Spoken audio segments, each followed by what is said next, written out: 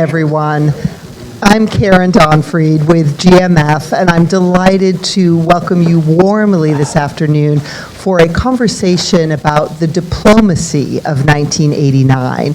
I'm not sure where everybody was this past Saturday, but I certainly thought this November 9 about the 30th anniversary of the fall of the Berlin Wall, and not only in a nostalgic sense about how remarkable a day it was, and I think those of us who probably were 10 or older can remember where we were on November 9, 1989, and seeing how all of those East German citizens had agency in changing their own futures and thinking about what the lessons of that might be for today. And what we wanted to do here is think not so much about the event itself, but the remarkable period of diplomacy that that event triggered, and to think about whether there are lessons from that chapter of history for the challenges that we face today. And we could not have a better group to help us think through that. I am particularly indebted to Robert Zoellick, who helped conceive this event, and I think Bob Zoellick is known to many of you in this room. He currently is a senior counselor at Brunswick Geopolitical. He also has an affiliation at Harvard. He has a distinguished career in public service, having led the World Bank, having been U.S. Trade Representative, Deputy Secretary of State. And there were earlier chapters in that public service biography that are particularly relevant for today. He, of course, was the lead U.S. negotiator in the 2+4 process that resulted in the unification of Germany. So what we want to do today is start with Bob Zoellick and have him share with us his lessons from that period of history. At that point, I'll then welcome our moderator, Christian Karl of the Washington Post, to the stage, and he'll be moderating a conversation with Bob Zoellick and with Detlef Beutin, who is the Deputy Chief of Mission of the Embassy of Germany. And then, of course, we'll be opening up to all of you for questions as well. The event is on the record. It is being live streamed, and I'm delighted that you're all here with us. And with that, I am going to give the podium to Bob Zoellick.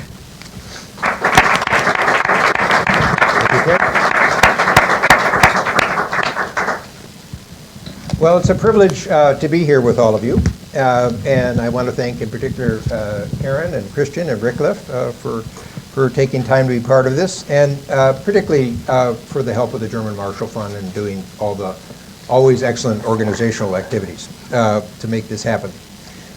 Karen and I, coincidentally, were both in Berlin last week, and for some of the events related to November 9th. And while there, I had a chance in the morning to walk to the Brandenburg Gate and see some of the poster boards, the historical exposition that the city had done about the events of November 9th. And one of the key themes was the notion of people power and the power of the powerless.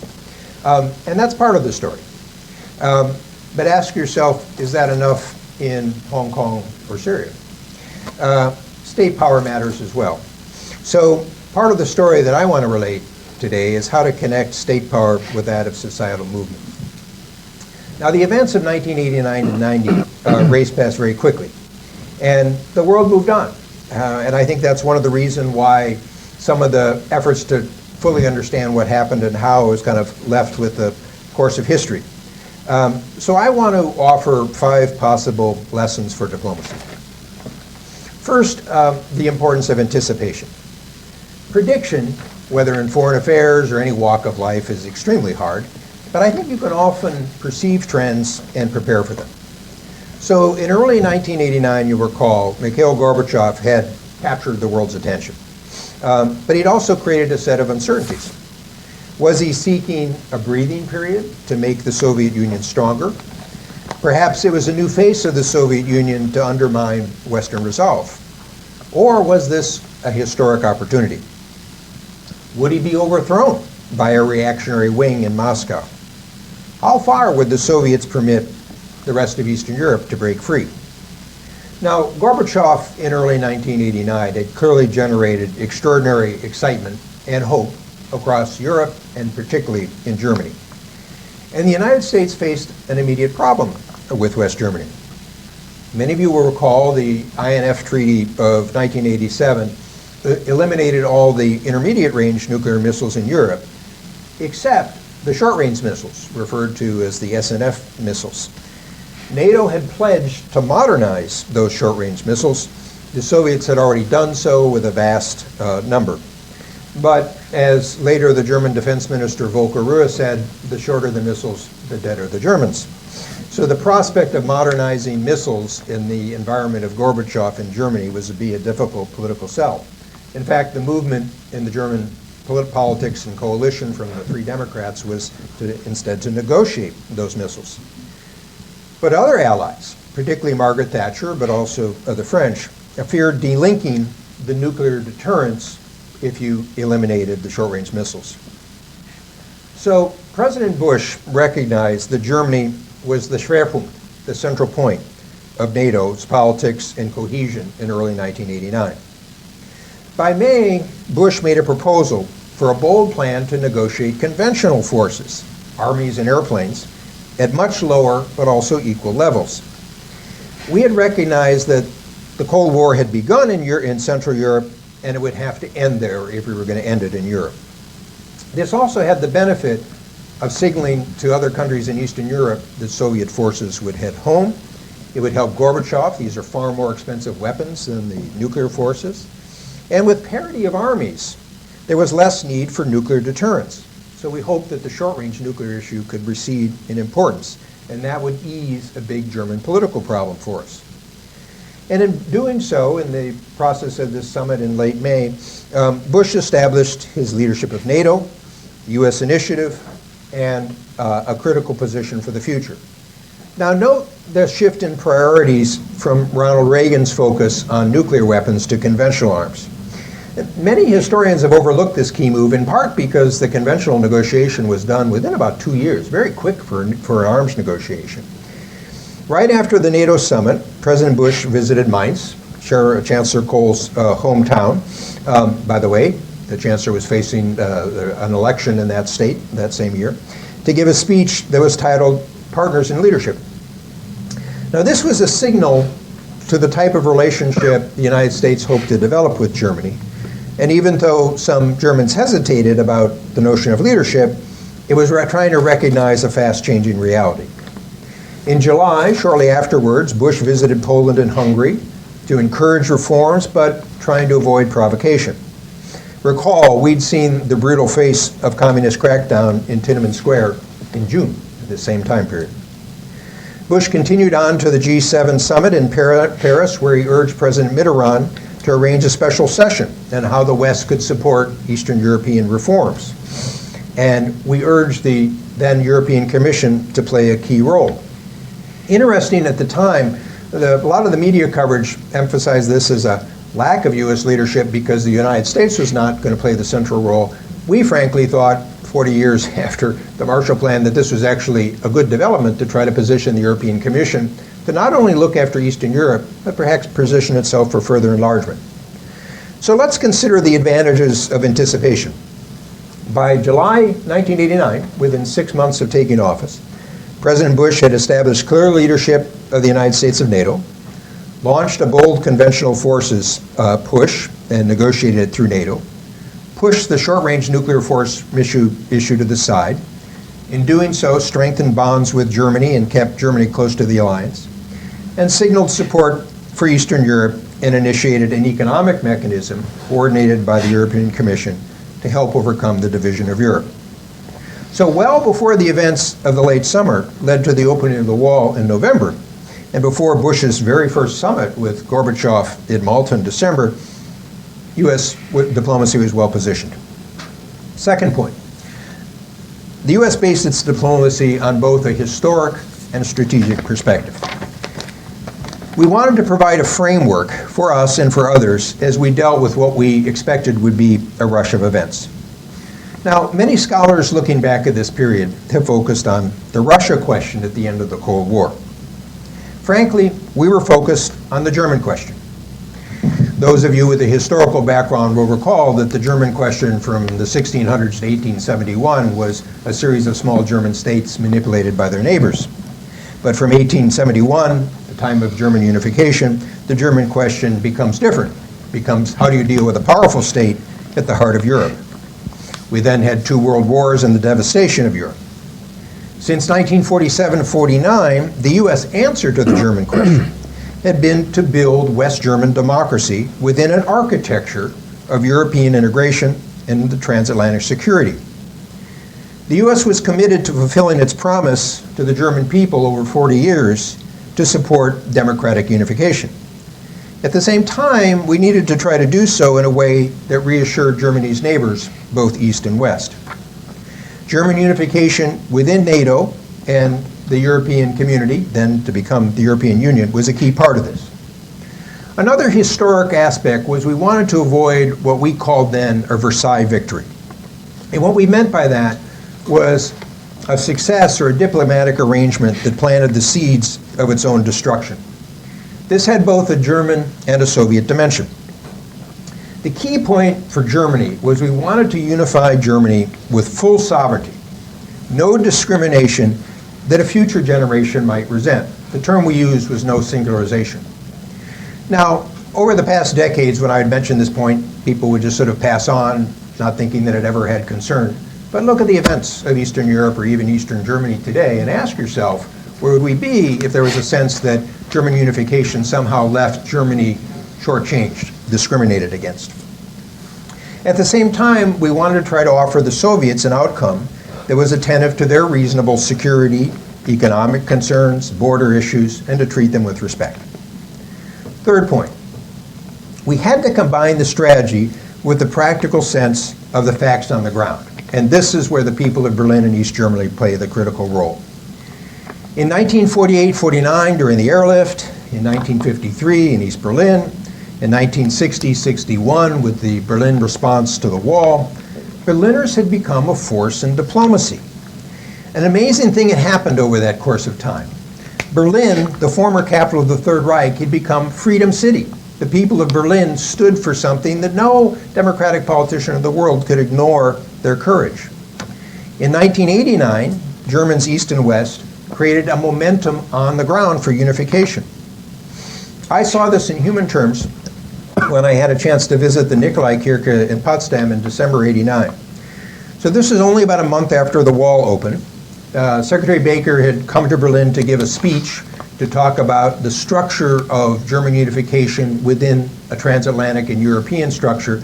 Remember, this was right after Chancellor Kohl had issued his points, and there'd been a lot of anxiety about this. We were trying to envelop them within a different strategy.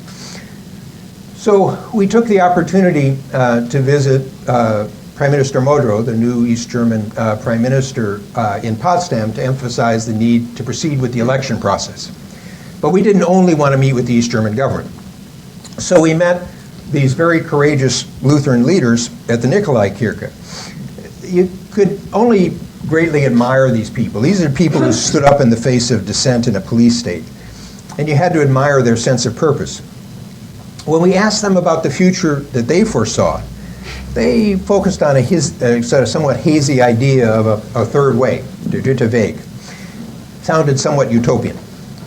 We asked them, what does your congregation want? And they said, oh, they want what they see on West German TV.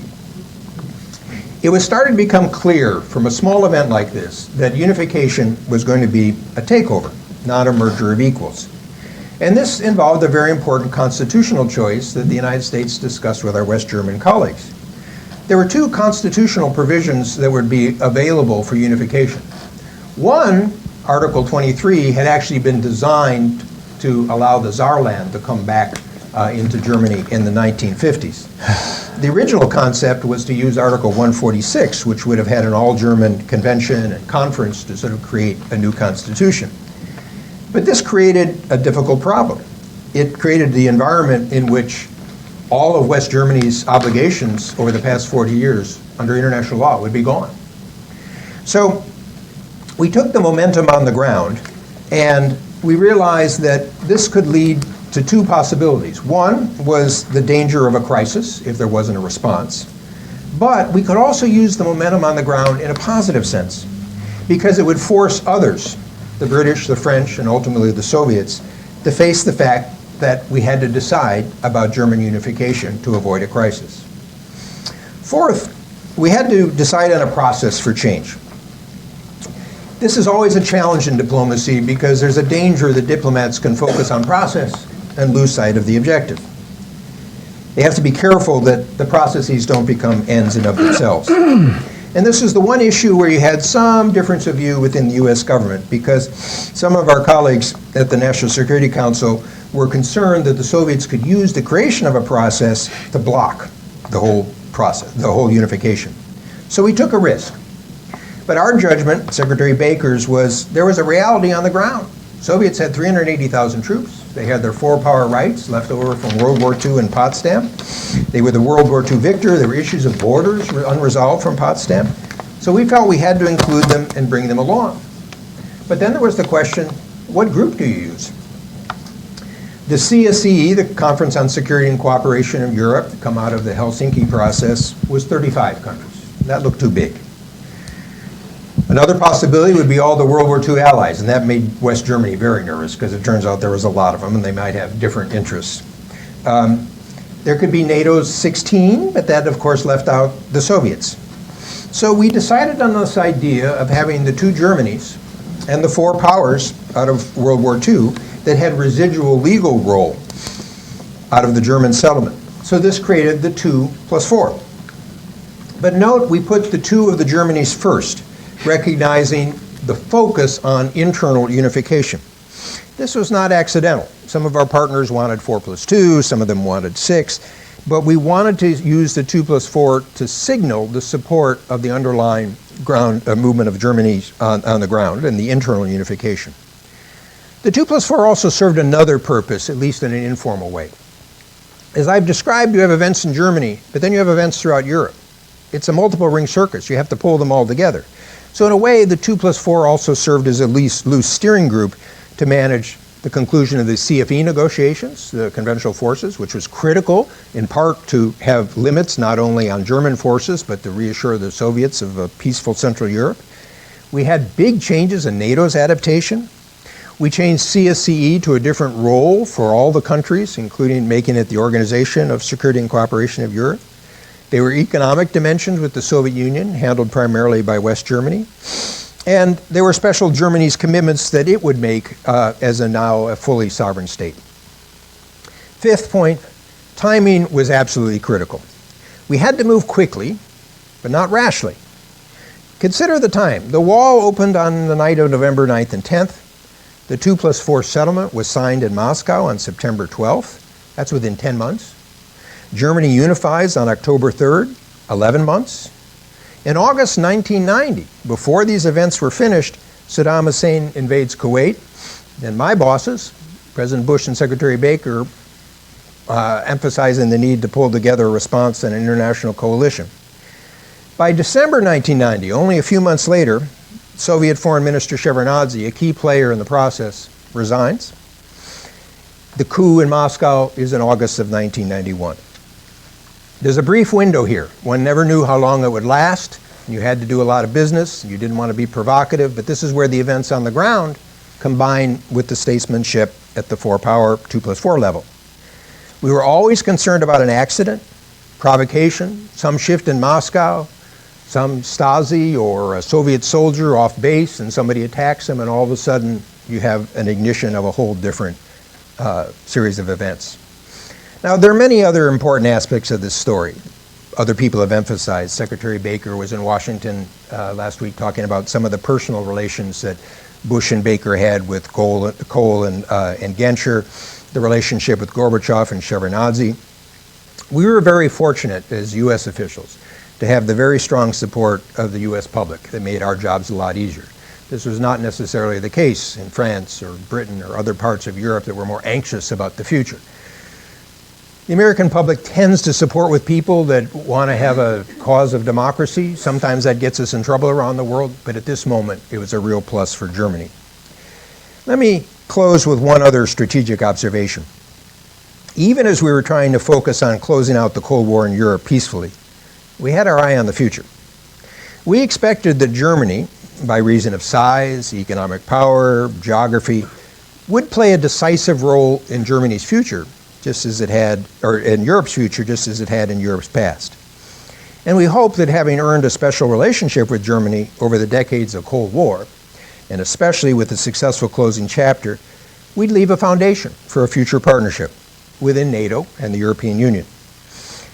So the U.S. would be foolish to ignore the consequences of drift, or worse, permit a lasting break with Germany. And that would be true for the 21st century as well. Thank you.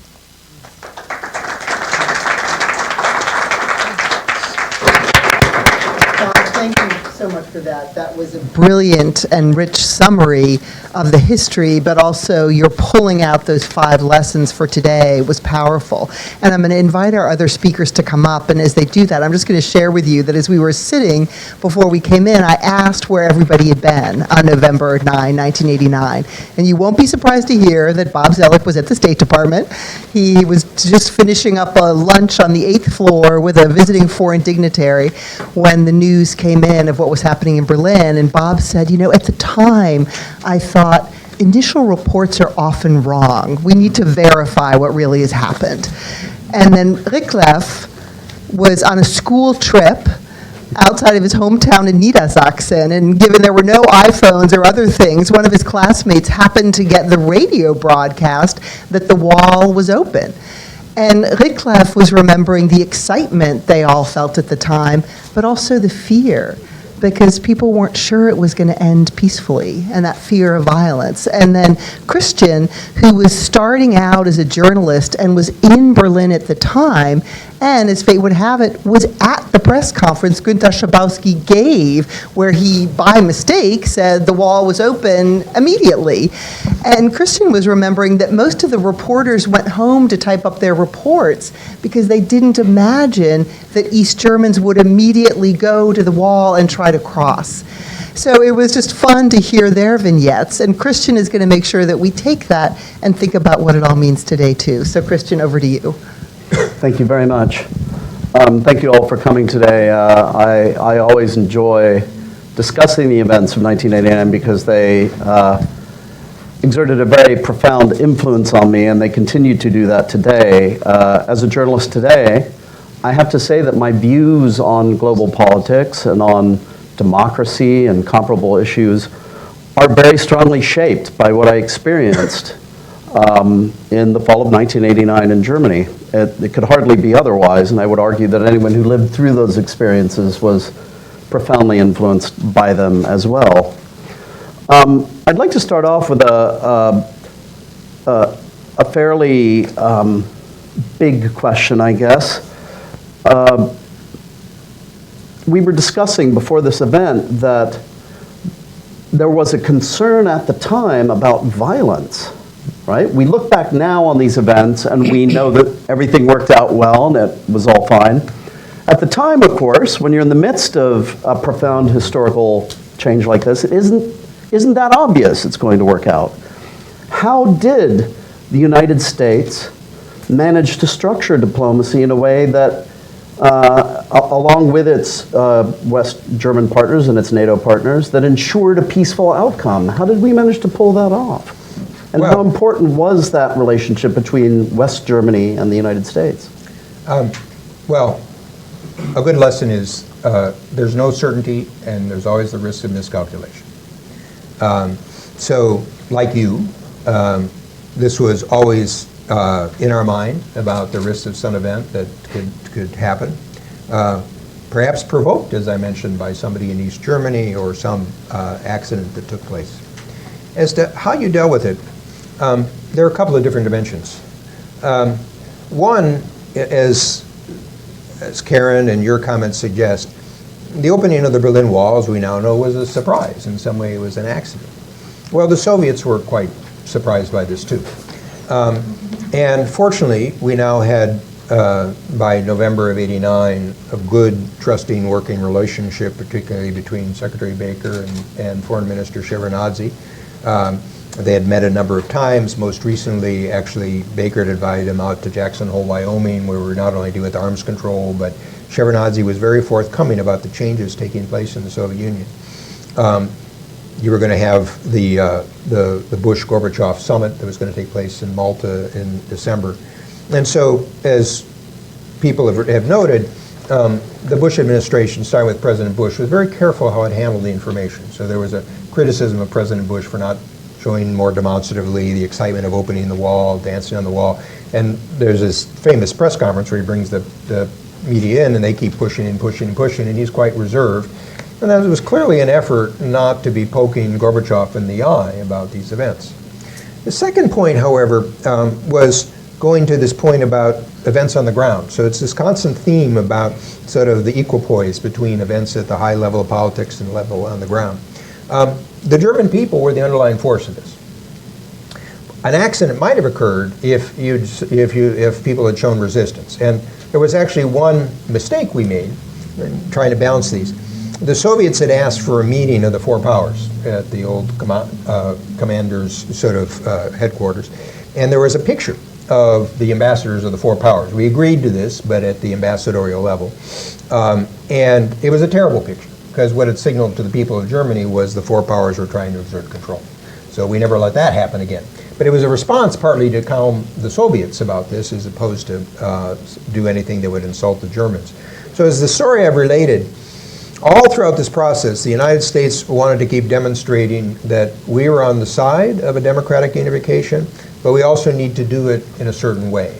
And throughout the process, Christian, there's always the risk. What if the Soviets had said, okay, we'll allow Germany to unify, but not in NATO? Okay? And what would the German people have said in that regard? And at a point, this is actually an idea the Soviets play with, but by this point, Kohl and Genscher had been lined up strongly with the process. So the risk that you mentioned, runs throughout the situation, and there's sort of a lesson for people today. You never have totally control. You can try to shape the dynamics. Very good. You did mention, one of your observations I think was very striking about the time element, right? I think, correct me if I'm wrong, I remember from that period Helmut Kohl talking about the need to get the hay in the barn. I don't know if that's the right metaphor, but he clearly felt that time element very strongly, that this was a window of opportunity, and that at any moment something might change and those 380,000 Soviet forces in East Germany could enter into play in some way.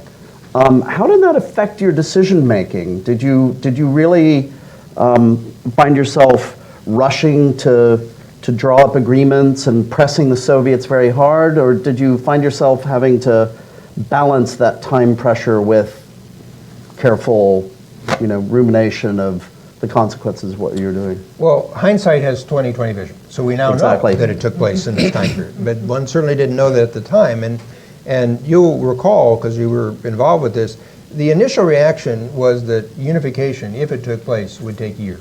Yes. And Chancellor Kohl really sort of starts the ball rolling with the 10 points that he makes in November, shortly afterwards, where even if you go back and you look at his remarks in the light of history, they look quite modest. He's talking about something that will take place in years. But it was seen as a very provocative statement by France, by Britain, by the Soviet Union. And the U.S. didn't get much advance warning of the statement either. Now, we took less offense when we realized that Foreign Minister Genscher didn't get advance warning either. And so it was an effort by Kohl to set the stage on this. But what it then, again, there's a later point where Kohl makes the critical decision fundamentally to campaign in the East German elections based on the CDU party. And so throughout this process, you're having to read events, you're having to try to sort of channel events, and you're trying to minimize risks. Let me give you two sort of anecdotes or examples to give you some sense of this. We created the 2+4 process in Ottawa. I think it was in January or February of 1990. So this is moving fast. And I had a sense that while the East Germans had agreed on elections to take place, I believe, in March, that if you had lived in a communist society for 40 years, and before that, National Socialism, before that, I don't know, the Weimar Republic, people said you might have an election, but would you really believe them? So in our countries, we believe you if you're going to have an election, but would the East Germans really trust that this is going forward? And I thought the announcement of the 2+4 was important not only as a diplomatic process, but a signal to people in the eastern states that the four powers are blessing us. This was going to happen, and allow them to vote what they wanted. So it's a small aspect of, you know, how when you're conducting diplomacy, you need to keep in contact with what your sense on the ground. The other one I'll give you is a personal exchange I had with one of the Soviet counterparts, was a man named Kaczynski. He had been the Soviet ambassador, I think first to East Germany, but then West Germany. Powerful man. And in one of the meetings we had among the 6 officials of the 2+4, my West German counterpart, Dieter Kestrup, was pressing him hard. And Kaczynski reacted quite negatively. And he said, you know, you can't force us to do this. You know, nobody can leave us out of this process. And I remember saying, you know, Mr. Kaczynski, you're correct. Nobody can leave you out but yourself. Events on the ground are taking place. We're all trying to respond. We're trying to take account of some of your concerns, but it's up to you if you engage in the process. So it's a good example of this integration of kind of these events.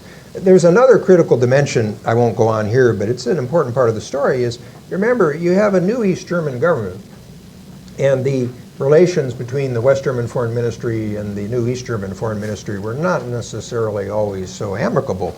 And the East Germans, you remember, I actually just saw Marcus Meckel was the foreign minister. Yes. It was a coalition. It was the Christian Democrats, Social Democrats. Meckel was a Lutheran pastor. These people were being pushed up to issues quite fast and having to deal with them. And not surprisingly, they may not have acted with the full sort of perspective that one would have had with Hans-Dietrich Genscher having been in office for sort of 10 years. So my point is there's lots of moving pieces here. And the reason I emphasized some strategic and historical framework is, in my view, it's very Eisenhower had a comment once to say, you know, plans get thrown out the window and first engagement, but planning is everything because you identify the variables. You can't direct with specificity all the things that's going to happen, but you better have some sense of the basic principles or frame of operations as I was trying to outline them today. A very quick one. Margaret Thatcher, who was, of course, a crucial American ally at the time, had a lot of misgivings about German unification at the time based on her own, you know, biography and her experience of the war. And we later heard a lot of, well, I think she was quite public about it at the time, but we later heard a lot of things about the people she got to advise her. What do you do when you have an ally who's a bit reluctant, you know, maybe isn't going along with the program? I mean, what by do the you way, remember about her? there's I think it's Charles Moore has done these Yes. wonderful biographies, and the 3rd volume has just come out, and it's quite excellent. It may not be out in the U.S. because I got a copy from Britain, but Thatcher at one point said, you know, allegedly said she liked Germany so much she liked 2 of them. To be fair to her, she was one of the first Western leaders that had really engaged with Gorbachev, and she was concerned about the effects of this on Gorbachev as well. We can do business with Mr. Gorbachev. In 84 and 85. But to go again to a little anecdote, she had twice brought together a series of German experts together at Chequers for long discussions. And her private secretary for foreign affairs, my friend, now Lord Charles Pole, took the notes of this session. And not surprisingly, that was not always so warm and fuzzy towards Germany, given the history. He made, I believe, there were like 9 copies of this, of a memorandum of this. Of course, and they were numbered. And of course it leaked. And there was an investigation by the security services about the course of the leak, and I think they stopped pursuing the investigation after they found like the 270th copy. So you know, this was hot reading, right? But the reason that Pole and others probably had that session was to let Thatcher express her feelings, which, by the way, reflected some of her own public. Again, I'm not sure I've mentioned this before, but as of course the U.S. had long had, and we continued a special relationship with Britain, but we were, as for the reasons I mentioned, we were developing close ties with Germany. There was a London Times article that sort of fingered me as sort of leading this German cabal, probably because of my name as well. And I received hate mail, but some of it quite poignant from, I remember this woman wrote saying that she'd lost her husband and her father in World War I, her husband in World War II, so on and so forth. So what's easy to forget now, particularly 30 years afterwards, the feelings were rather sharp and close to the surface in many, many quarters. And again, one of the points I emphasize, the American public deserves a big credit on this. We did not have that problem. So for example, when Kohl was frankly being a little cautious about committing to the new border with Poland, I wondered whether the Polish-American community in the United States would start to get anxious. But frankly, we had the room to privately reassure the Poles that this would get taken care of with the trip that Baker and I took to see Prime Minister Mazowiecki. So the sensitivity for Thatcher and frankly, there was an early effort. It's quite interesting when historians have looked back at the memorandum of conversation with Mitterrand and Gorbachev, where Mitterrand is basically sort of encouraging Gorbachev to maybe put the brakes on this. And it's quite interesting. Gorbachev reacts quite negatively because he thinks he's being set up by the French and maybe the British. And he basically decides, this is where power and states still matter, he decides, I'd rather line up with the US and West Germany, given what he had on his agenda. So to answer your question, a lot of it required sensitive dealing. The Bush was a master at the phone calls. We had special one-on-ones with Mitterrand and Thatcher in the Caribbean. But this worked all the way through the 10-month process as we had to get changes in NATO and other steps along the way. And it was a combination of listening, taking into account views, but also ultimately being firm. Fantastic. So, Rickliff, I wonder if we could also get your view on this from a slightly different perspective, but let me ask first, Bob, first of all. So, I think we can all agree that the events of 1989 to 1991 in Central Europe really marked one of the high points, certainly of American diplomacy in modern times, and it was really an extraordinary achievement to pull that off, again, as we said, in a peaceful way that maintained a remarkable degree of stability in transatlantic relations. What lessons can we draw from that today? And Rickliff, if possible, what lessons have you absorbed as someone who didn't experience those events directly, but has had the benefit of that incredible German diplomat training that continues to impress us all so much? So perhaps Bob first, and no, then I've made my lessons. Well, yeah. really. Thank you. Thank you for the question, and thank you all for having me here. It's wonderful to be at GMF, and to be here on this topic and in this week is a pleasure and an honor. So I think there's so much wisdom in the 5 points that Bob Zoellick laid out, and I would say, being prepared for the unexpected is one thing, so that goes to analytics. Yep. And non-linear events can happen. You should never underestimate these things to happen, especially with the forces of freedom, people demanding their rights to participation and democratic accountability. That is not necessarily a thing of the past. And if you are prepared, or be a part of being prepared, rather, is to have frameworks. And frameworks, historically, in a historical perspective, but current frameworks of institutions and processes, formats to talk to people and partners, and to have allies and partners to do that.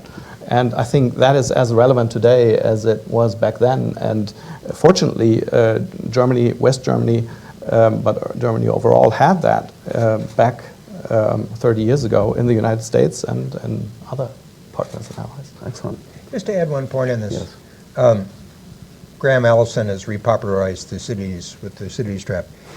There's another comment, I believe, from Thucydides about we win our friends not by asking for favors, but by doing them. So part of this is the nature of alliance management. which is an important lesson today for the United States as we try to think about this framework. But there is a critical dimension that goes to Germany that I think contributed to the U.S. attitude in '89. The chapter before this was the tests that the Soviets had with the intermediate range missiles in Europe. And people forget, Chancellor Schmidt of the Social Democrats actually lost his coalition by trying to stand up for what was called the dual track decision. Put intermediate range missiles into Europe, but also be willing to negotiate them. Genscher had left the coalition with the Social Democrats to join the Christian Democrats in the early '80s to stand up for this. And again, people have a hazy recollections of this. The demonstrations in the '80s, you recall, in throughout Europe, in Britain and others, against the dual track decision, against the Pershing and cruise missiles, were very, very violent and active. I mean, and Chancellor Kohl stood and maintained the position about sort of deploying those missiles, which of course was key to the INF, the elimination of all those missiles. And the records now show, I mean, the Soviets had sort of acknowledged that this was a test in the 1980s about the cohesion of NATO. And that was important in the American perspective on Kohl, because while Kohl was clearly going to be attracted by the opportunity to be the historic chancellor that unified the country, or Genscher as well as foreign minister, there was a sense that these would be people that if we aligned and we agreed and we took positions, that they would hold to them. One of the lessons, sort of smaller lessons for American diplomacy, often overlooked, was that Germany, of course, like many countries, had a coalition. This confused Americans because Kohl being from the Christian Democrat CSU coalition, as well as Genscher being from the Free Democrats, they didn't look as aligned all the time as you would within a government, say the U.S., where the foreign minister, the Secretary of State, is working for the president. One of the things one has to understand is that for the Free Democrats as a smaller party, if Genscher didn't have any difference with Kohl, why would people vote for Free Democrats, right? So in coalition governments, you have to differentiate yourself while also working together as a coalition. This is a challenge for Germany today. And so that's another insight that you might not have from the American politics about how coalition politics work. And the point about this for the U.S. was we had kind of an interesting system, which is where the State Department worked most closely with Genscher and the Free Democratic side, and the White House worked closely with Kohl and Horst Teltschik and the Chancellor side.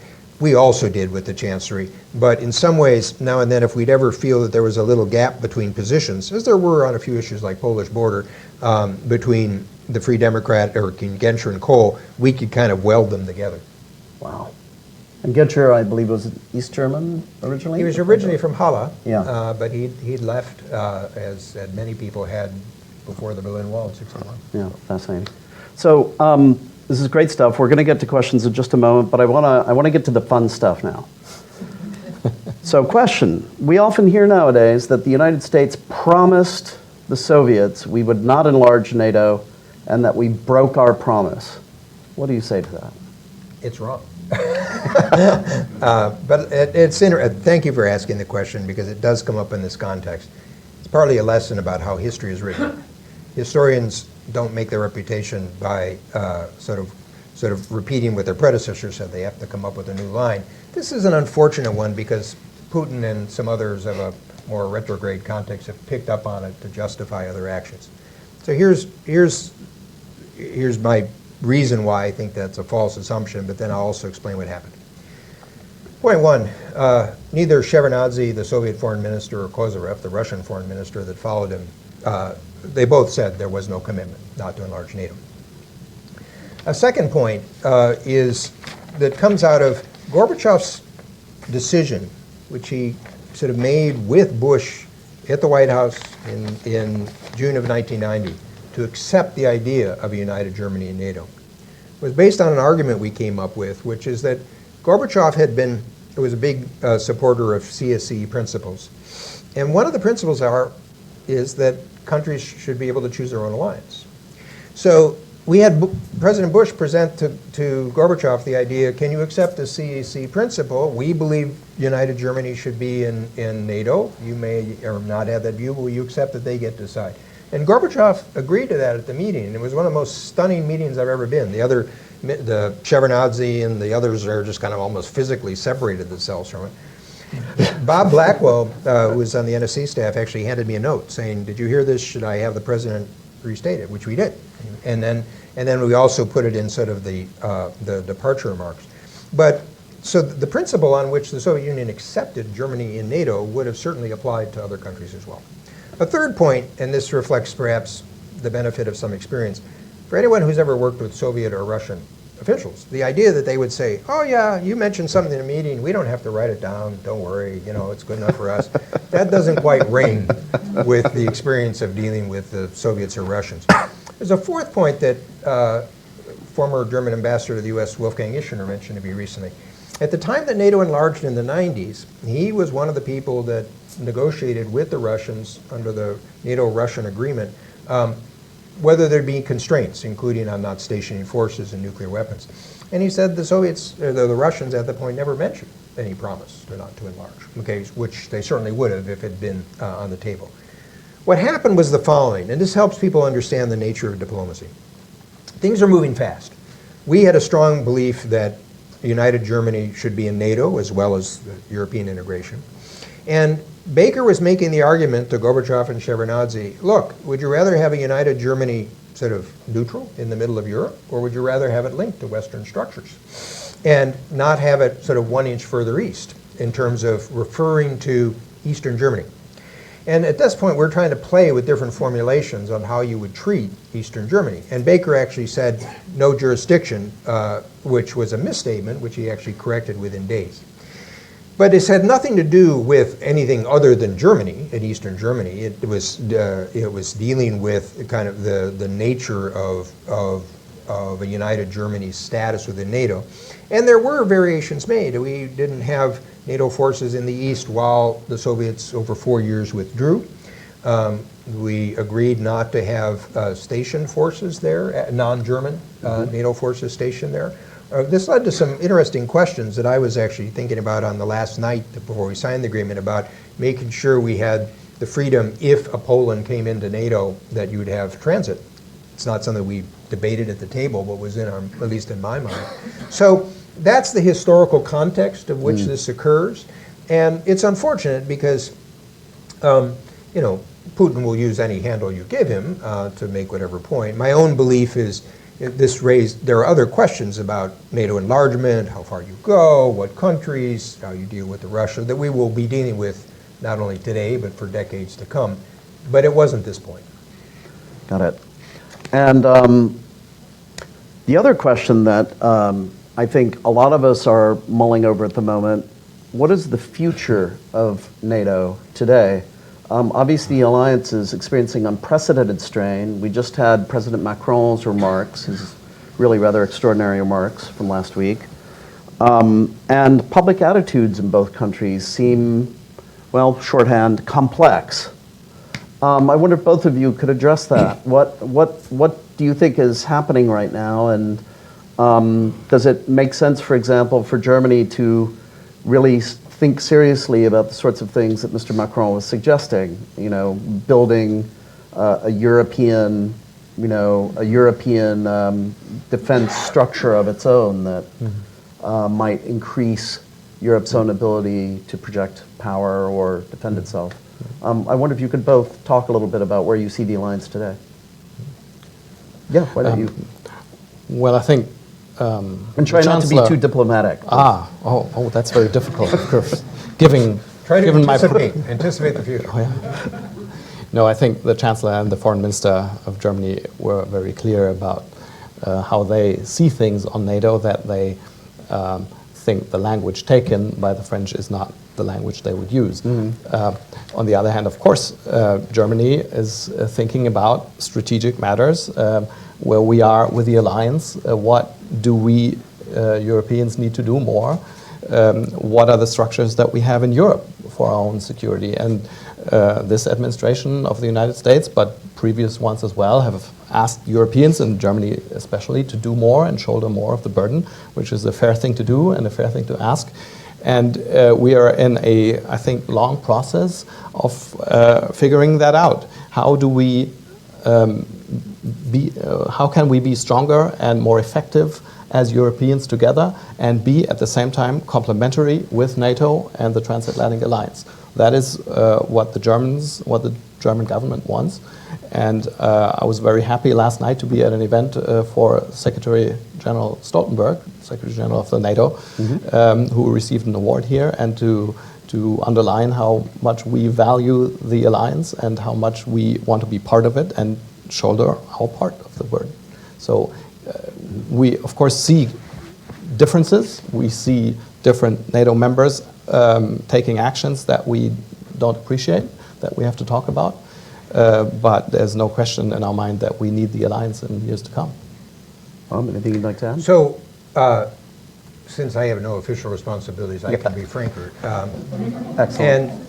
And I'll start out, this is a good warning sign to people in the United States about if you treat alliances disparagingly, if, as the President has expressed his sort of ambivalence about alliances, other countries are going to have to start to think of their own plans. It won't happen overnight. Europe doesn't necessarily have the capabilities that Macron talked about, but it's not surprising that he start to ask some of those questions. It's a thoughtful interview. I don't agree that Europe has the cohesion or necessarily the strategic position to respond, but I certainly don't fault him for sort of raising those questions, which are questions which the United States' own behavior has prompted in this effort. So, the caution number one is we had this alliance system for 40 years we talked about. For 30 years it went through various adaptations, enlargement, and others. I might add there's a similar set of systems on the international economic system. Don't take them for granted. If the United States walks away from them or treats its allies in a disparaging way, you're going to get these responses. Now, the reality is, all throughout this 40 years and periods afterwards, there are often debates and disagreements. Okay, so that isn't simply the test. The test is whether parties are fundamentally committed to the importance of this for their long-term interests and also for their sort of cohesion given the larger changes in the world. The era that I described of Bush was, demonstrating Baker, is that these are superb alliance managers. They recognize the power of the United States. As you asked the question, we're not afraid if necessary to push. But on the other hand, we did listen to the Germans' considerations, who were responsive from the start with this SNF and the CFE proposal. That's how the United States is more effective as a power. Not just what it acts unilaterally, but how it takes into account others. I think some of Macron's comments related to the United States, abandoning the Syrian Kurds. You can debate whether the United States should have an ongoing military role in that era. I think what people found concerning was, you work with a party, all of a sudden you abandon them, and by the way, this would be of interest to Europeans given the effect of instability in that region on them. So would you at least discuss it with them and engage in the process? Go across the other part of the world. I mean, right now Korea and Japan are having some friction. This is the type of area where, frankly, in the past, the United States would have quietly tried to sort of maneuver the parties to sort of see the common interest.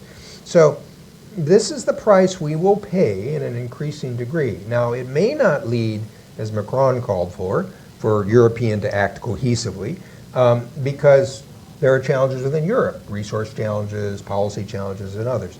The good news so far for people is that these institutions do have a resilience. And so the NATO Integrated Military Command, the people who make NATO sort of operate daily, these are people that are trying to adapt to changes, for example, with threats to the Baltics. And so, here's the reality, is that NATO has improved its position in the Baltics, despite sort of Russian sort of behavior. There are 3 battalions that from NATO forces positioned there. There's a U.S. battalion, a Canadian battalion, we might add, and a German battalion. Yep. Okay? And so that's the reality on the ground. But the danger is, how long will those professionals be able to keep that mechanism going if the leadership of the core country basically treats it dismissively. So, and again, I'll just underscore the point that I sort of ended with. Look, we were keeping a promise that we had to Germans throughout the Cold War, but we weren't innocent about the fact of the future of Europe and the fact that Germany would play a sort of key role. We wanted to have a good relationship with Germany. So why in God's name would you go out of your way to insult the Germans and try to disparage the relationship, which is what we're doing today? Yes, well, on that somewhat dispiriting note, I think we should hear a little bit from our audience. So I would welcome questions from anybody in the audience. Given the theme, I doubt we're going to have people giving long-winded political statements, but if you feel the urge to do that, please try to hold back a little bit. Let's hear some nice, punchy, to-the-point questions for both of our one other thing on panelists. NATO Oh, yes. is that, and actually I wrote this for your paper, what's quite striking is the Chicago Council on Global Affairs reflect the public opinion in the United States was about 77% support for NATO and I think 75% support for German alliance, so 2 points down. So by the way, in a lot of these issues, including if you look at trade and some of the other attitudes, the American public doesn't necessarily want to abandon the system we have. They want to upgrade it, they want to change, they want to share burdens in a different way. But so I'm kind of hoping, since you said that sort of a negative attitude, it's all up to American political leadership. So we need to have that debate. Yep. So, any questions? No one. Oh, come now. We have a great chance to ask something really, really spicy. Yes, please. Right here? Right here? Okay, great. Yes, please. Thank you for your remarks. Paul Connors, Global Affairs Canada. Just curious, Paul tried Canadian to... Battalion, I mentioned it. Thank you. You mentioned Ottawa. Thank you. And microphone, sorry. Could you provide some color as to why Cole didn't confirm the border with Poland? Because I remember in the context of the time, he was facing this resistance from Thatcher and Mitterrand, at least according to the press, and it seemed like a misstep in the context of the time if you were trying to get people on board. It sort of touched a nerve of a lot of fears that people had.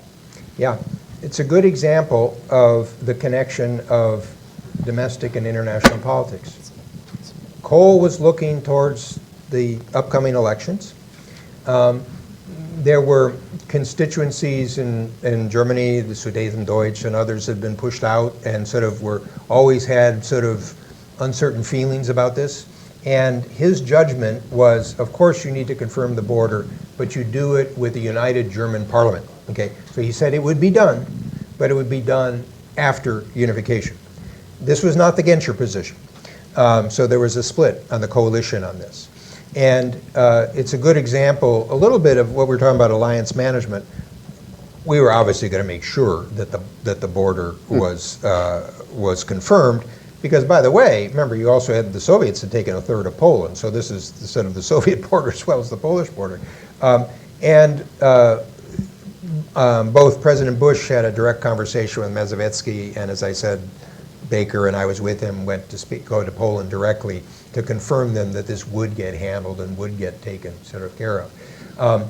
We were fortunate that, it goes back to some of the points we've talked about, the Polish government of that era was accepting of that. Whether other Polish governments would be today, you might ask the question.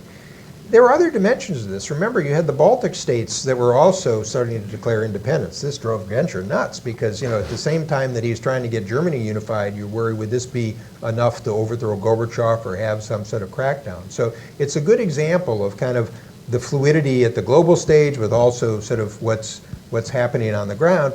And again, I don't want to overstate this, but the U.S. then and today can play, a particular role of that if it so chooses. By the way, I'll give you one other Canadian point on this that you might. So I mentioned the announcement of the 2+4 in Ottawa. Your then very skillful ambassador to the United States, Derek Burney, who had been the chief of staff to Mulroney beforehand, took particular umbrage at this because he pointed out that the meeting was for an Open Skies conference. He pointed out that there were more Canadian forces in Europe in 1945 than French forces. So at least some Canadians always sort of slightly resented that London said, well, we'll take care of your view in the four-power process. So Canada thought it deserved a slot. But Fortunately, they forgave us for that. So, sir, back there. Oh, okay. Someone else? Was another hand. Gentleman right here in the glasses.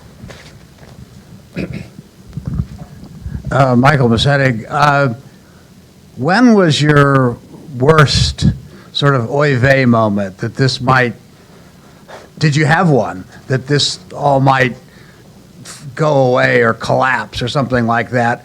And you've only mentioned once. I mean, in retrospect, it's sort of amazing that in August, the invasion of Kuwait.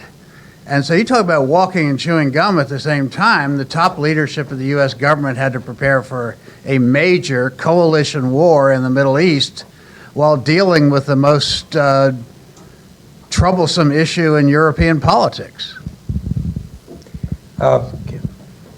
Well, on the second point, all I can do is sort of add to the compliments that President Bush 41 and Baker have received in recent years. I'm glad that President Bush, that there was sort of a revision about his presidency before he passed on, because he's a one-term president, and normally people don't like that for their sense of history, but I think people have seen in retrospect many of the skills that he brought to the table. And so by August of 1990, we had a very strong, coherent team. We had our approach, we had our decisions. To give you a little inside sense, Baker had a very close team around him that was sort of working with him on most issues, as well as drawing from the department as a whole.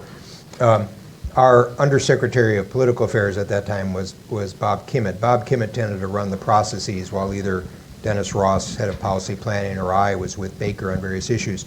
Bob Kimmett and I somewhat switched roles in that period. Bob actually started to work on the Gulf War Coalition. I then sort of handled some of the coordination of other issues sort of related to the Baltics that were in dimension of it. So it also shows, I suppose, in terms of lessons, it's good to have teams that work together effectively. Witness today.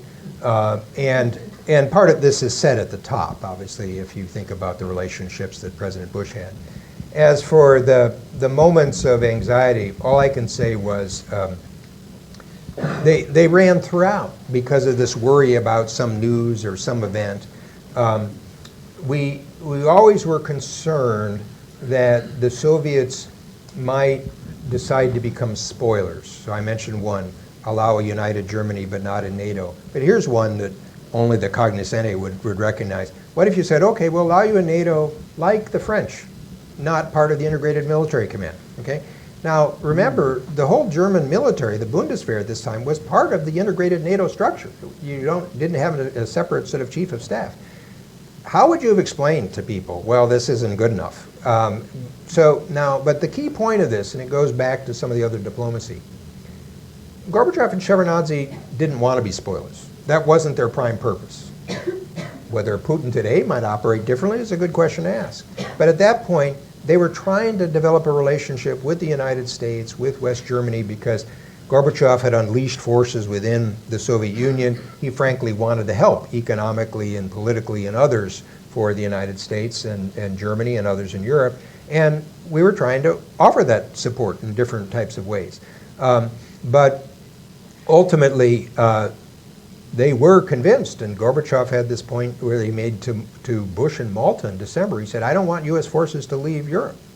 Interesting comment. And Bush said to him, U.S. forces are only in Europe through NATO. So we need to keep NATO if you want to try to do those things. So there were other issues I mentioned where there were some differences, for example, on the creation of the 2+4. To give you one little insights about sort of mixed signals, we sort of put the 2+4 together on a trip that Baker had to Western Europe, where he saw his French and British counterpart. Then we were in Eastern Europe for a little bit. Then we were in Moscow. Then we did this Open Skies conference in Ottawa. And Brent Scowcroft had gotten the signals mixed up about whether Kohl was supporting the 2+4. This was the Kohl-Genscher difference. And so Bush, we were in Ottawa, and Baker had to have President Bush twice call Kohl to emphasize that Cole agreed with the creation of the 2+4 process. Baker and Bush had an extraordinary relationship, and I think as historians will look on this, they'll sort of understand the sort of complementary role. But I'll just tell you privately that Baker, who was always very respectful and close to his friend Bush, made quite clear that he was never going to be put in that position again, because he'd basically been spending weeks trying to put together a diplomatic sort of solution, and all of a sudden it looked like because of misinformation we'd be sort of walking away at the end. So life was full of these, okay? And the other thing is, keep in mind, there's other things going on in the world at this time too, so, our roles, we were dealing with sort of, I talked about, Tiananmen Square in June and sort of 89, but fortunately, it worked out well. Yes, sir. Right here with the white hair. Thank you for your remarks, Terence Taylor. Yeah. This may be a bit of a stretch, but Robert Zellick, you started out with 5 lessons for automatically one thinks of the future, and you very briefly mentioned Japan, South Korea, and that other border obviously one goes to, which may take us all by surprise. Are these two situations unique in the German case and in the case of the Korean Peninsula? What lessons would you say could possibly be applied from your experience and possibly the Korean Peninsula situation? Thank you very much. Well, you'll be pleased to know that this did not escape the South Koreans. So during the 1990s, I know a number of my West German counterparts were met by the South Koreans trying to understand the nature of it. And I had various discussions with the South Koreans about lessons one could draw. There's always a danger in historical analogies. I mean, one of them to start out with is, of course, South Korea and North Korea are both smaller than China, Japan, and Russia. The two Germanys coming together obviously created a different context. But one of the observations that both Rickliff and I have referred to that I pointed out to the South Koreans is, look, if this moment comes, you want to try to have as much multilateral support as possible. And so therefore, in terms of your relations with your neighbors, including Japan, and the South Korean standing, and by the way, some of the subsequent presidents of South Korea, like President Lee, did this in the G20. You want to be playing at a higher league so that, frankly, if there's a moment where people need to help you, you've kind of sort of earned it, just as I talked about with the German commitment. There obviously is a difference about how did sort of West German TV, which reached most of East Germany, affect the attitudes of East Germans and sort of the openness of North Korea. But I'll give you an example that actually I used recently in a piece I wrote in the Wall Street Journal earlier this year. I believe that, but this is a larger point, I believe that taking the North Korean negotiations as sort of a zero sum of sanctions and nuclear weapons is not likely to lead to a satisfactory result. You could draw some analogy in the case of Europe to say, look, remember, while we talked about German unification, we put it in this larger framework. So one of the themes of my piece was, if you want to try to build confidence, reduce tensions with North Korea, why not start actually with conventional forces negotiations? That's the real danger on the peninsula, and also it could reduce some of the costs.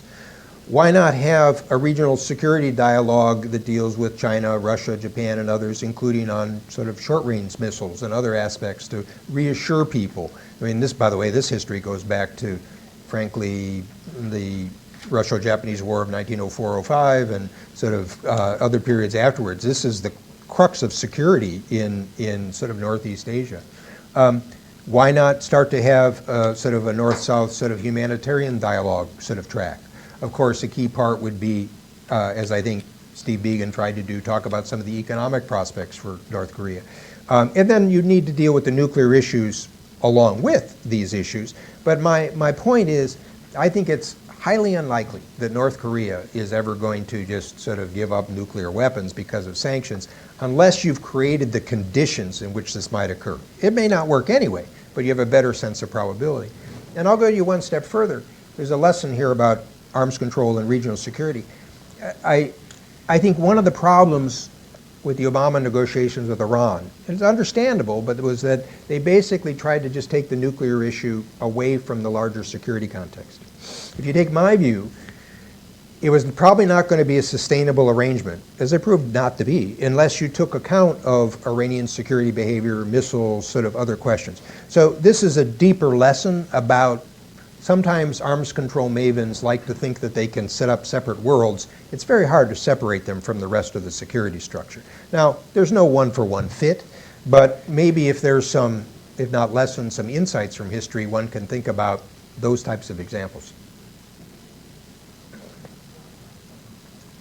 I wanted to ask Wicklow a question. As we reflect on this history and the fall of the Berlin Wall, the march to German unification, it happens peacefully, it happens swiftly. It really is amazing. But you fast forward 30 years and you look at public opinion surveys, and it seems that Eastern Germans maybe aren't so happy with their lot in a unified Germany.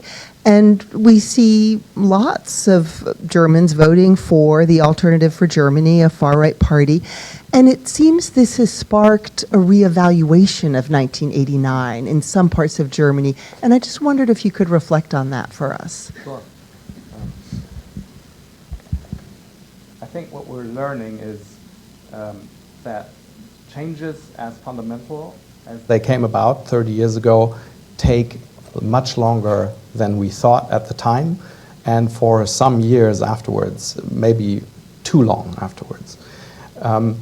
And you then, when you look at Germany and you portrayed that, of course, correctly, that people take different views on how well they're heard in politics, also partly on the world around them and on foreign policy even. Where does that come from? And is it economic reasons that some people assume it is? And I talked to a parliamentarian, a Bundestag member, who's from the East recently, and she said, well, look, it's not the economics. Many people who vote more extreme fringes in my home district and state, they're well off. That's not it. And she thought it was the feeling of those people that back in 1989, their system of their whole life really broke down around them. Some were touched individually because they lost jobs, people in their family lost jobs, but it's not only that, it's a whole world kind of crumbling for them. So a system that they assumed was going to be there forever, and we talked about that, the whole fall of the wall was a surprise. That happened to them back then, and that has lasting consequences on people's psychology and how they see the world. And people who are now, and she thought that those people, and they pass it on sometimes to their kids, still have the feeling that things going on around them, and even if they're well off today, this is not necessarily stable, that the uncertainty is still there. And maybe the uncertainty is even higher for people now, at least psychologically, subjectively, than many people in former West Germany feel, and in other countries. So she traced it back to that, and I think there's a lot of wisdom in that. And that means that you don't only have to talk about economic programs and government spending, but it's also about validating people's historical experience and their view of the world. So talking to people more, communicating better what politics of the country is about. So let me add an anecdote, but a connection to the present through this. So what Wicklow is talking about is obviously not only economic uncertainty, but identity, and sort of their sense of, which, by the way, notice this has had some effect in U.S. politics as well. And I remember meeting shortly after unification with Manfred Stolpe, who was one of the Lutherans. He was at that meeting with Nikolai Kircher. He went on to become the minister-president of the state of Brandenburg. And we were talking about the economic reform process. And remember, as we've discussed today, I partly see issues in security, but also economic framework terms. And I remember thinking, if you take 40 years of legal structure of the social market economy of West Germany and put it on the eastern states, that the pillars are too thin. It'll collapse. It's too much weight. It took 40 years to develop it in West Germany. So I said, what you really need to do, actually, is because there was some concern, remember, this was before some of the reforms in German economy in the early 2000s, is it what I would refer to as a deregulation agenda. Why don't you actually sort of create more of an opportunity for innovation, entrepreneurship, easier job, and so on and so forth. Now, this was never going to happen because, you combine the East German experience plus the West German mindset, and people are going to say, look, we want to have what they have in the West. But there's part of that story, is that, the weight of the costs of that system was too much for the East Germans to bear. Now, the reverse, of course, happened. So Rickliff would know, I think there are estimates about 3 to 4 million Easterners moved west, okay? Well, a lot of those people were young. They were people that had greater opportunities. So, the people that stayed behind were often older, frustrated, not so easy to make the transition. So I would still argue today that, while it's not purely an economic story, if East Germany becomes more of a sense of a dynamic place to be, then people will feel better about themselves. Now, I think the reality, Rickliff would have a better sense, but this is the story if you go to Leipzig or Dresden.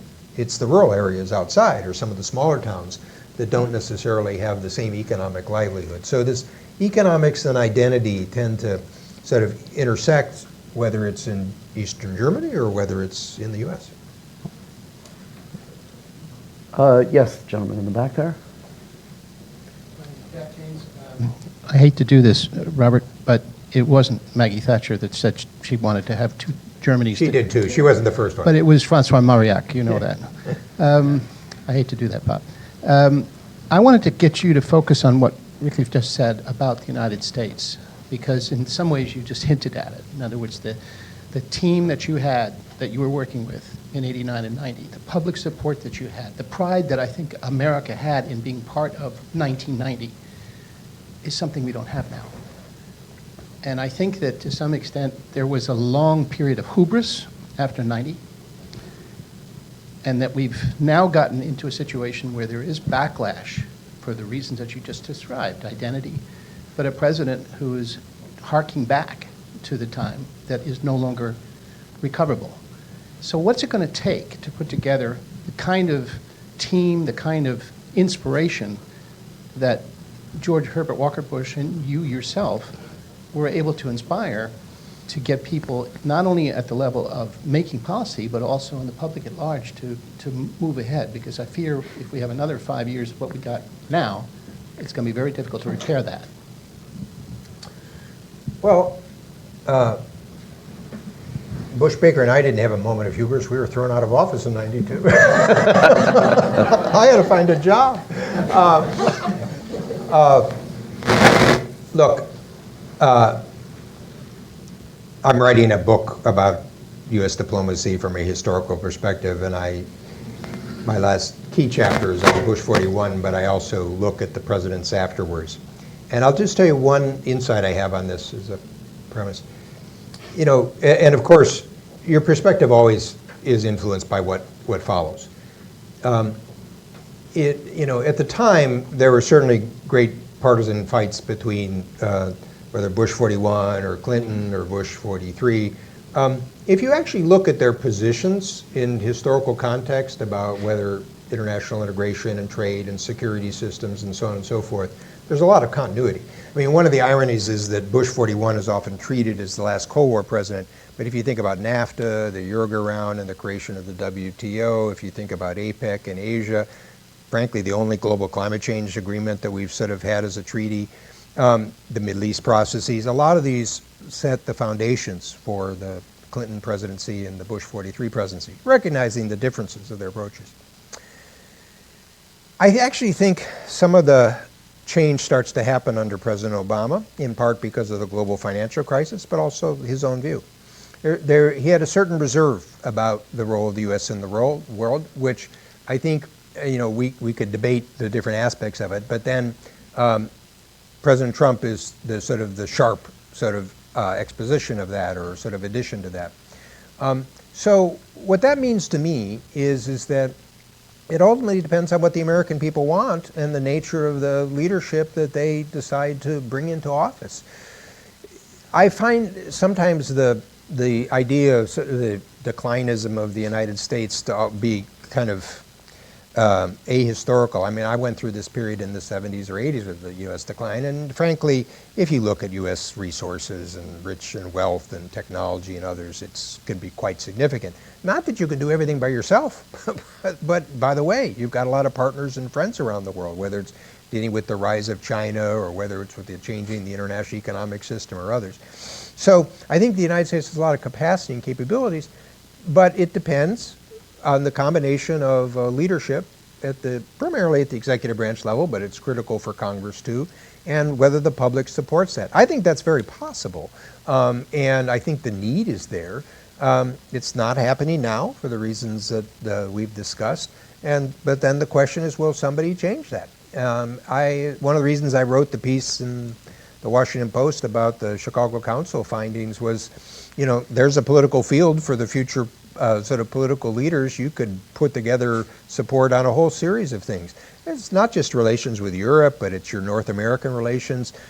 Why in goodness sake would we be in big quarrels with Canada and Mexico, for God's sakes? Our future is based on having a stronger North America in the world economy, right?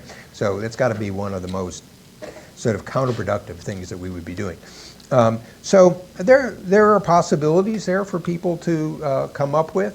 I think, as is always the case, you can't just repeat the past. You have to sort of figure out how you're going to change and kind of how you'll adapt the system for different types of public support and the changing challenges today, which are different than the ones of 1989-90. Very quickly, I think we're about to wrap up. You anticipated me because I wanted to get a question from one of the younger people in the audience. All of us veterans have been droning on here, but it would be great to hear your question. Yes, hello. Yes. So my name is Jan-Philipp Fredebeul, and I have a question not so much about the United Germany, but rather a European question to both of you. How likely do you think in future it is going to be that the European Union is going to integrate more and will be a political partner for the US more on an eye-to-eye level, rather than just the smaller ally, a minor ally, but rather on the same eye-to-eye level, economically, politically, and militarily maybe also? And also adding maybe the keyword United States of Europe as a possible outcome in the next 20 years. Good. Nice. Thank you. Very good question. Look, I think it's a question of political will on both sides of the Atlantic, right? I think the possibilities are all out there. Of course, there's a lot of challenges in Europe. We have Brexit, for one, that is putting the European Union in question in a massive way because it's one of the largest member states who's leaving. What does that mean for our strategic position as Europe? We need the British to continue to be close in security policy, for example, not only, but there especially. So there's a lot of questions in Europe. On the other hand, there's a lot of unity in Europe as well. With regard to Brexit, for one, the member states held very closely together, which not everybody predicted. And although this is not always visible, a lot of decisions are being taken in Europe all the time. Right now, transition period to new leadership in Europe, so it's a bit more quiet, but still, we're negotiating trade. We're implementing decisions on climate and adaptation to climate change, just to mention two of the very important pieces on our agenda. And I think overwhelmingly, the European people in all member states want Europe to be more united rather than less united. Of course, there's an issue with how much bureaucracy do we need for that? How many decisions are taken somewhere else? Do we have a say? But that is something that you can tackle if you do it wisely. And if you explain to people why it's absolutely necessary to work together as Europeans, because individually our countries are too small to have a big impact on the world stage. And in partnership with the United States, we're even bigger. Together, we combine half the world in production and in trade, and in security more than that. So it would be foolish if we didn't try to work together.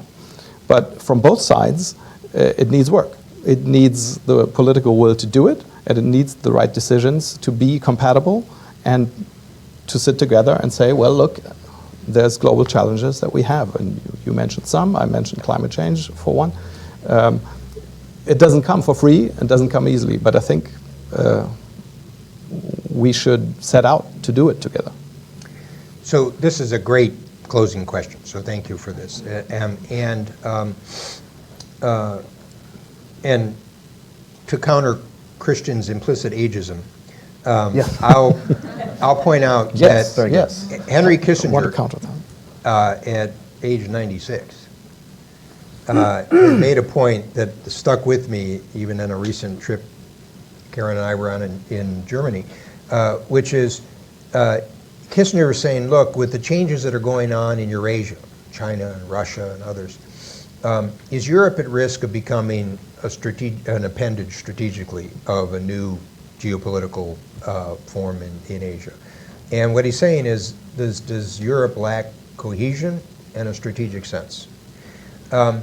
And he's not saying this to be critical. He's saying it in the same way that Rickleff said, is that the United States will be stronger if Europe has that sort of over time. Now, one can look at the way Europe has brought itself together in the past.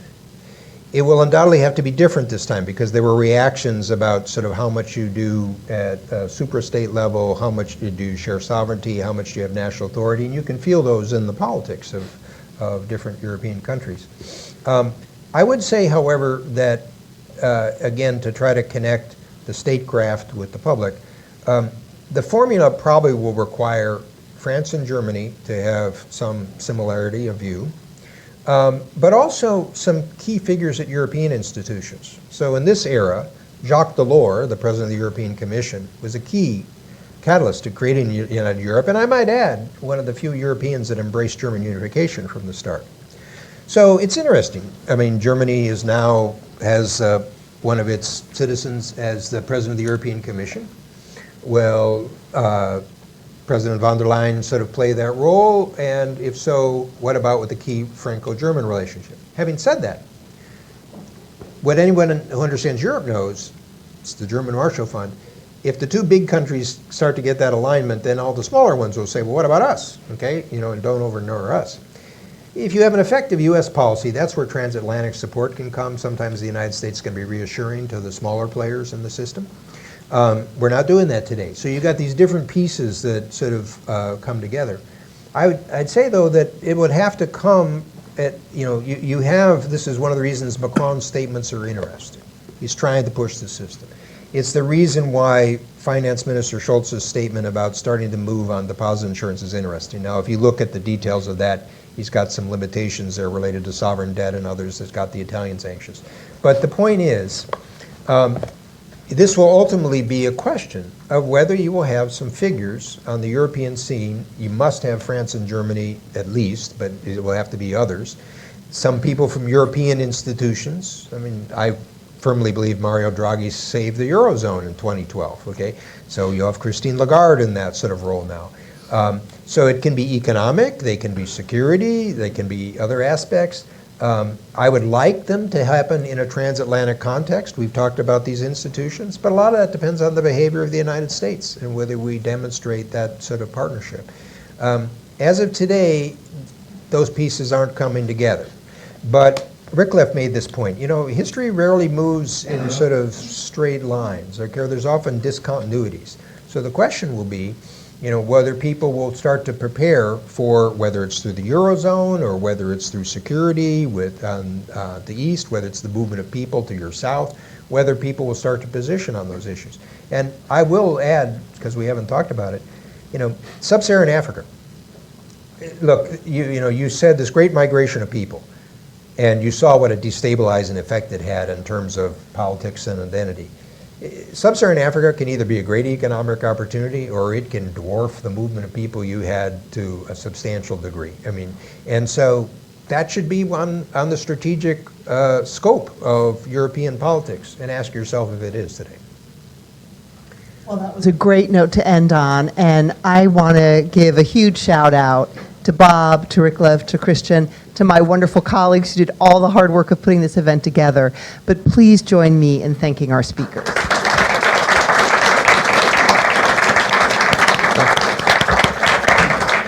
And thanks to all of you. Thank you for coming, Christian. Oh, thank you, sir. It was an honor. Thank you. Thank you. Sorry.